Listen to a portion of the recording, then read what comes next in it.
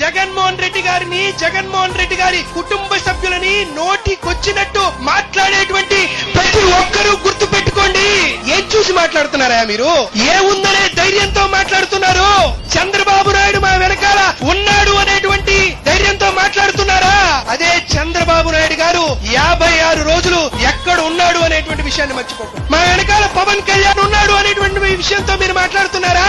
అలాంటి పవన్ కళ్యాణే నడి రోడ్డు మీద పడుకున్న విషయాన్ని మీరు మర్చిపోకండి.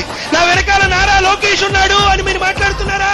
అటువంటి నారా లోకేషే నడి రోడ్డు మీద కూర్చొని బావురుమని ఏడ్చిన విషయాన్ని మర్చిపోకండి. కేంద్ర ప్రభుత్వమో మరొకరున్నారో మాట్లాడుతున్నారా? కేంద్ర ప్రభుత్వాన్ని కూడా గడగడలాడించి ఢిల్లీ